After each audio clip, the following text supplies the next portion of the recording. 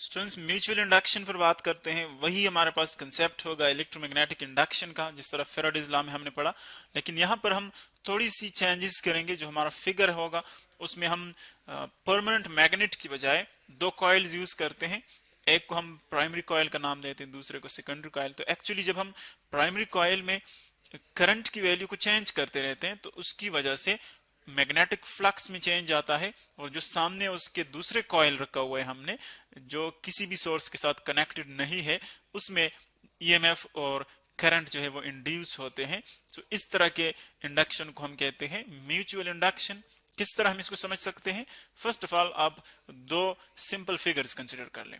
ये सपोज मैं ड्रा करता हूं, यहां पर एक आप कंसिडर कर ले, यहां पर मैं फिगर ड्रा कर रहा हूं। ये कॉइल आप कंसिडर कर ले, कॉइल है। अब देखिए मैंने इसमें 3 टर्न्स ड्रा कर लिए, एक सिंपल फिगर है। इसी तरह बिल्कुल इसके सामने हम दूसरा कॉइल यहां पर रखते हैं। ये कॉइल, एक को आप नाम दे दे प्राइमरी कॉइल, दूसरे को आप नाम दे दे सेकेंडरी कॉइल।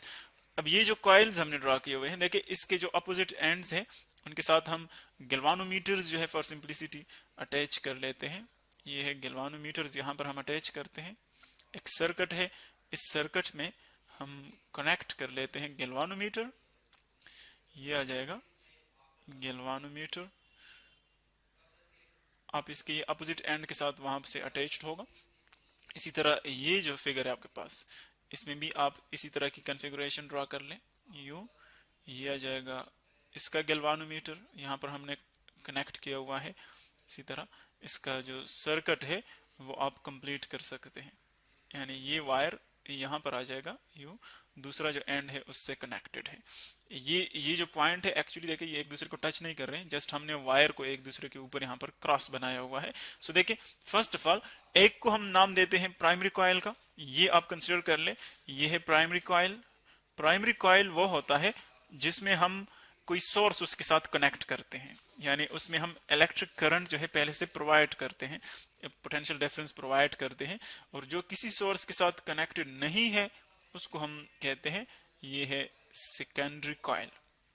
Secondary coil. अब देखिए गैल्वानोमीटर दोनों में कनेक्टेड है। गैल्वानोमीटर एक्चुअली जिस तरह के पहले हम डिस्कस कर चुके हैं, वो इलेक्ट्रिकल इंस्ट्रूमेंट है जो कि डिटेक्शन ऑफ करंट के लिए यूज होता है। Detection of current.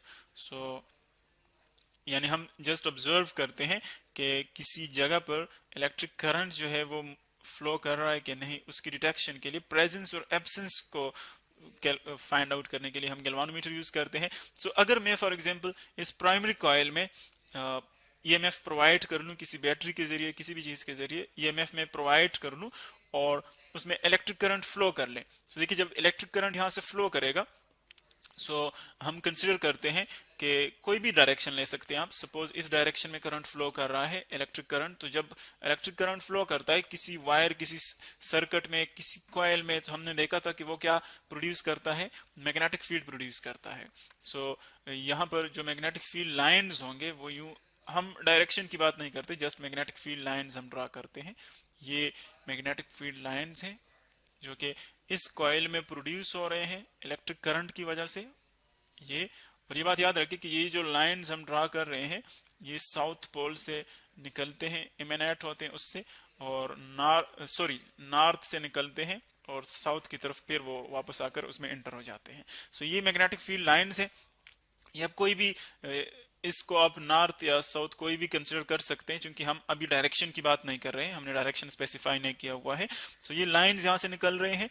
ये लाइंस अगर साउथ है सो यूं आएंगे इसकी तरफ, और अगर नॉर्थ है तो इससे बाहर की तरफ जाएंगे। लेकिन एक्चुअली ये शो करता है मैग्नेटिक फील्ड को।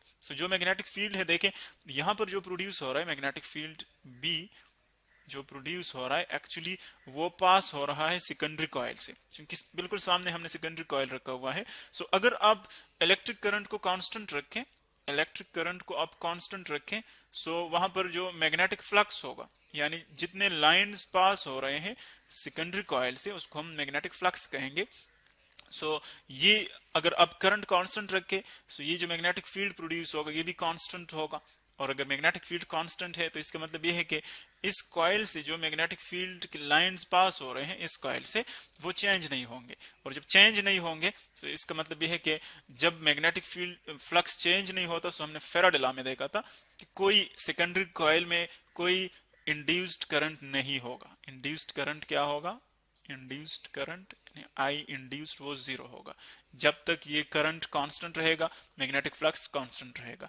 अगर हम इस करंट को जो प्राइमरी कॉइल में है इसको वेरी कर लें, यानी चेंज करते जाएं, तो जब आप इसको वेरी करते हैं, यानी या तो आप जो स्विच है उसको ओपन कर लें यानी डिस्कनेक्ट कर ले, तो करंट आहिस्ता आहिस्ता डिक्रीज हो जाएगा, या फिर से आप उसको क्लोज कर ले, कनेक्ट कर ले, तो फिर करंट इंक्रीज हो जाएगा, या स्टॉप कर ले या उसको जो है स्टार्ट कर ले करंट को, या बिल्कुल उसकी मैग्नीट्यूड जो है वो किसी तरीके से आप चेंज कर सकते हैं। सो जब आप ये इस किस्म के चेंजेस करते हैं इस प्राइमरी कॉइल के इलेक्ट्रिक करंट में, सो उसके साथ साथ करंट के वैल्यू में चेंज होने से उसका जो मैग्नेटिक फील्ड है, ये वाला जो मैग्नेटिक फील्ड है, इसमें भी चेंजेस आते हैं।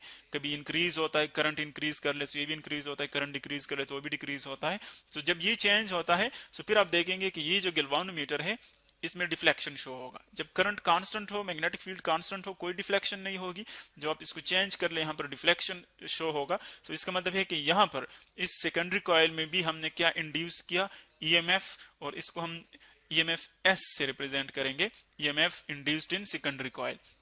और वो हमने यहाँ पर देखा कि जितना हम ज्यादा चेंजेस करते हैं इलेक्ट्रिक करंट में प्राइमरी कॉइल में, उतने ही ज्यादा मैग्नेटिक जो सेकेंडरी ईएमएफ है वो इंड्यूस होगा। तो हम लिख सकते हैं कि जो इंड्यूस्ड ईएमएफ है सेकेंडरी कॉइल में वो प्रोपोर्शनल है किसके लिए?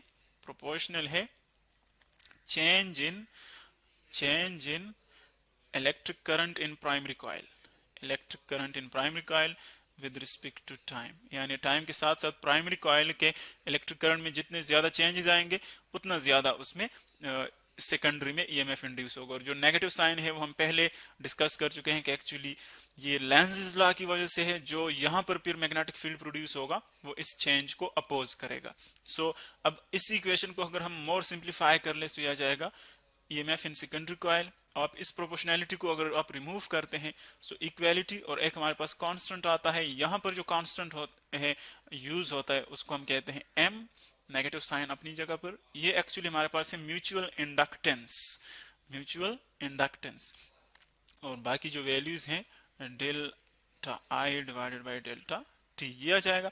ये हमारे पास एक सिंपल इक्वेशन आ गया जो कि म्यूचुअल इंडक्शन के लिए हम डिराइव करते हैं। और इसमें अगर आप वैल्यूज देखें, जो कांस्टेंट हम यहाँ पर लिख रहे हैं एम, वो एक्चुअली क्या है?